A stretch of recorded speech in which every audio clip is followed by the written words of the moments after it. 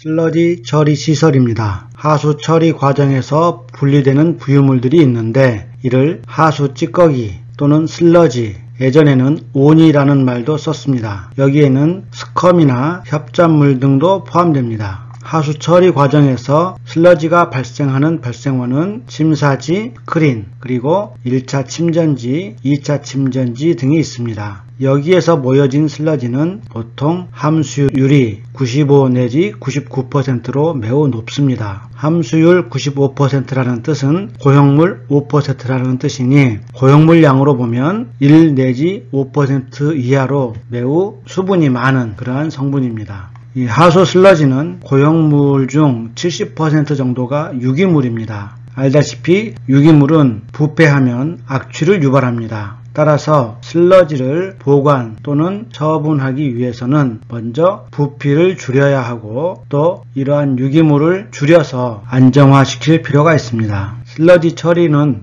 여러 단계를 거쳐 이루어지는데 농축이나 탈수는 슬러지에서 물기를 제거함으로써 고형물 농도를 증가시키고 슬러지의 부피를 줄이는 공정입니다. 또 하수 슬러지 처리 과정에는 소화 공정이 있는데 소화 공정은 고형물 중 유기물을 분해하여 안정화시키는 단계입니다. 그리고 농축, 탈수, 소화를 거쳐 슬러지를 처분하게 되는데 처분하는 방법은 재활용이나 매립 또는 소각 후 잔재물을 매립하는 등으로 하여 사람으로부터 완전히 무해화시켜서 격리되도록 하는 과정을 말합니다. 슬러지를 단계적으로 처리하여 감량화, 안정화시키는 과정을 처리 계통이라고 말을 합니다. 발생하는 슬러지는 먼저 농축시킵니다. 농축은 고형물 함량을 높이는 과정을 말하고 물을 최대한 제거하여 함수율을 낮추는 과정을 말합니다. 방법으로는 중력식, 부상식 혹은 기계를 이용한 원심 농축이 있습니다. 농축된 슬러지는 소화조에서 안정화 단계를 거칩니다. 다음에 다시 설명이 되겠지만 유기물을 최대한 분해하여 무기화시키는 단계인데 혐기성 소화, 호기성 소화, 습식 산화 등이 있습니다.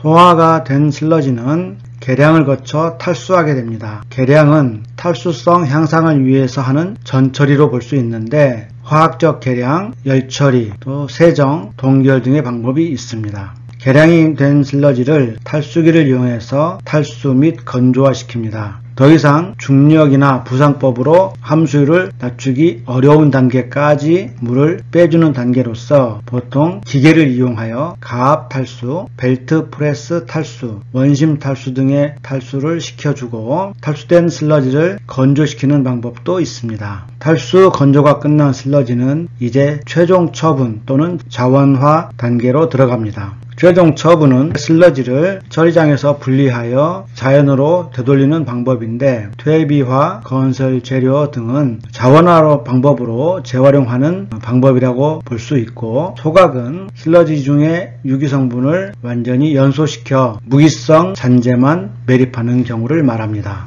매립은 보통 하수 슬러지를 직접 매립하기는 어렵고 슬러지를 최대한 재활용한 후 남은 찌꺼기 중에 무기성분이 기준치 이상으로 많을 때 한해서 매립이 가능합니다. 과거에는 하수 슬러지를 해양 투기하는 방법도 사용되었으나 이제 더 이상 바다에 슬러지를 버릴 수는 없습니다. 바다를 보호하기 위해 슬러지를 해양 투기하는 것을 국제적으로 금지하고 있고 우리나라도 슬러지를 바다에 버리지는 않고 있습니다. 이렇게 크게 보면 슬러지를 소화, 탈수 후 최종 처분하는 방법으로 슬러지를 처리하게 됩니다. 다음은 슬러지 수송입니다. 슬러지는 액상이긴 하지만 고형물이 많은 형태이기 때문에 처리장 내에서 수송하는 것은 주로 관로를 이용해서 수송할 수 있습니다. 다만 점도가 높기 때문에 관로 내에 슬러지가 쌓이지 않도록 특수한 관로와 특수한 펌프를 사용하게 됩니다. 슬러지를 처리하는 방법으로 광역 처리가 있습니다. 광역 처리라는 것은 여러 처리 처리장에서 나오는 슬러지를 한 군데 모아서 처리하는 방법으로 처리장에서 다른 처리장까지 슬러지를 운반하는 경우가 있습니다. 처리장이 서로 가까운 곳에 위치하는 경우 관로를 연결하여 관로 수송하는 것이 이상적인 방법이고 또 위생적으로도 안전하다고 할 수 있습니다. 하지만 처리장이 서로 멀리 있는 경우에는 관로를 연결하는 것이 더 비경제적일 수가 있고, 이럴 때는 차량을 이용해서 슬러지 또는 탈수 후 탈수 케이크를 운반하는 방법이 있습니다. 슬러지 처리 방법을 처리 순서에 따라 하나씩 살펴보도록 하겠습니다. 먼저 슬러지 농축입니다.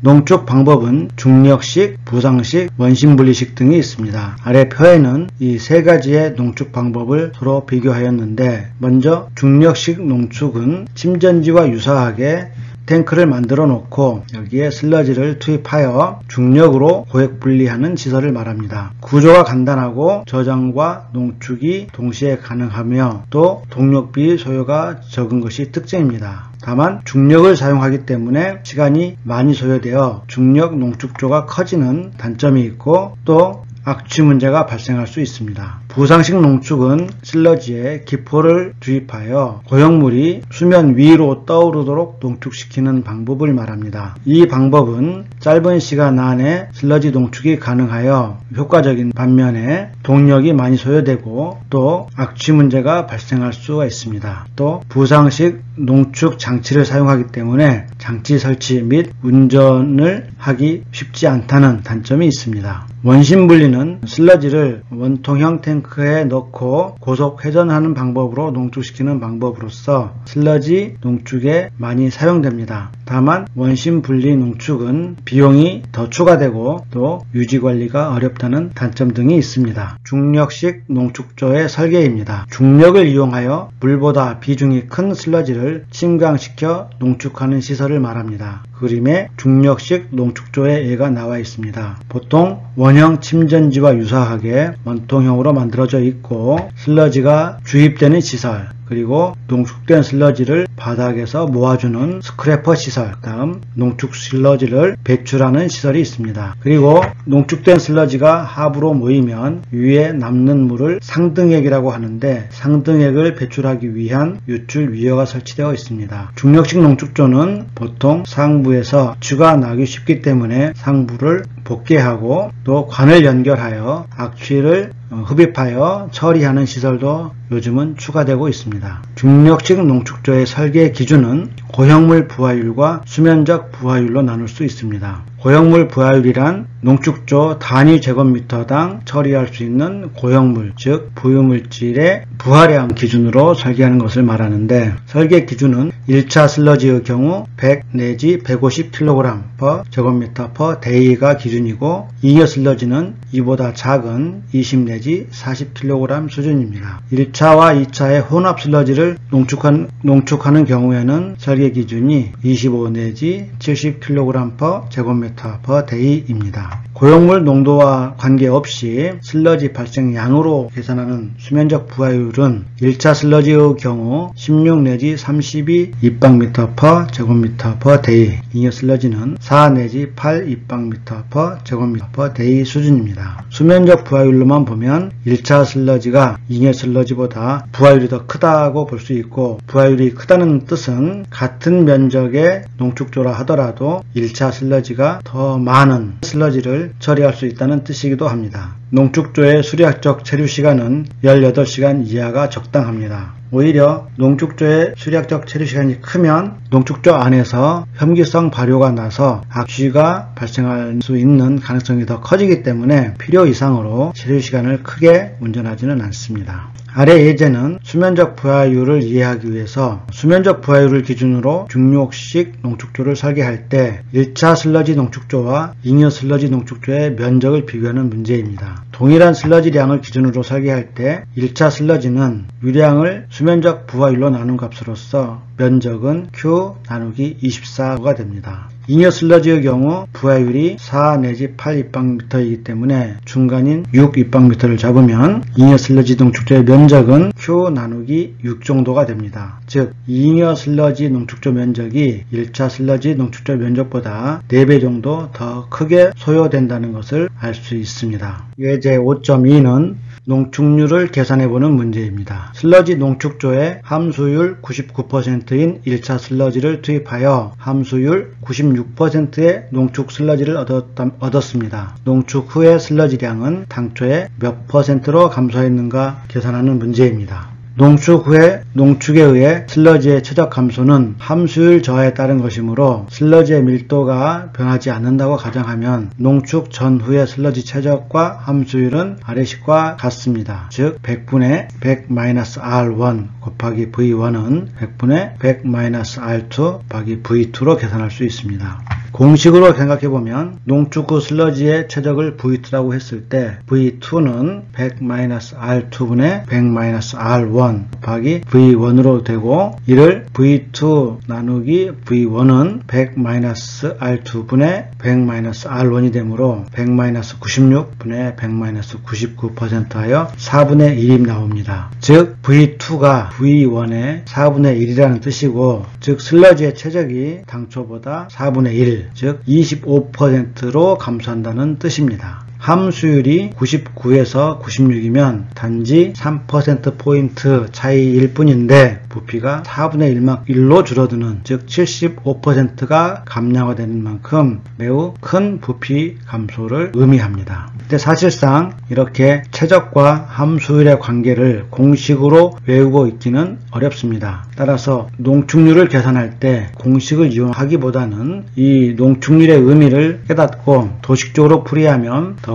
잊지 않고 오래 기억할 수 있습니다. 도식적으로 푼다는 뜻은 무엇이냐면 슬러지가 물과 고용물로 이루어졌기 때문에 물의 양과 고용물의 양으로 나누어 계산한다는 뜻입니다. 계산을 편하게 하기 위해 원 슬러지를 100kg을 가정하겠습니다. 그러면 슬러지 전체가 100kg인데 함수율이 99%이므로 100kg 중 99kg이 물이라는 뜻입니다. 그러면 나머지 1kg이 고형물이라는 뜻입니다. 이제 농축을 했다는 뜻은 슬러지를 농축하고 상등액을 제거하였으므로 이 중에서 물이 제거된 것입니다. 그런데 물은 제거되고 고형물은 그대로 슬러지에 남게 되므로 1kg이 변하지 않습니다.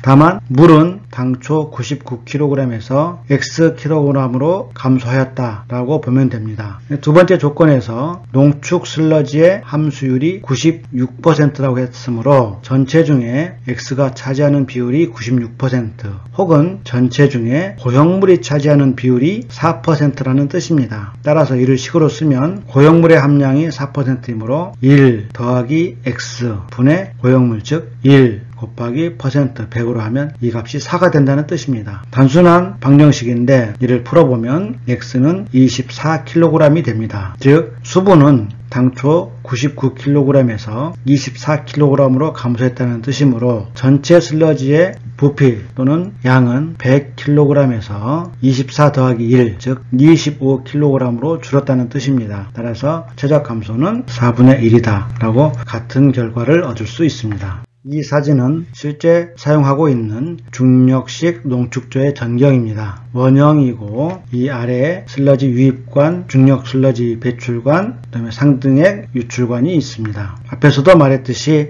농축조는 슬러지가 일부 부패하여 악취가 발생하기 쉬운 시설이기 때문에 상부에 뚜껑을 덮고 여기에 관을 연결하여 부압으로 악취가 섞인 공기를 빨아내고 이렇게 인발된 공기를 악취 저감 시설에서 탈취시키는 그런 방법으로 농축조를 운영합니다.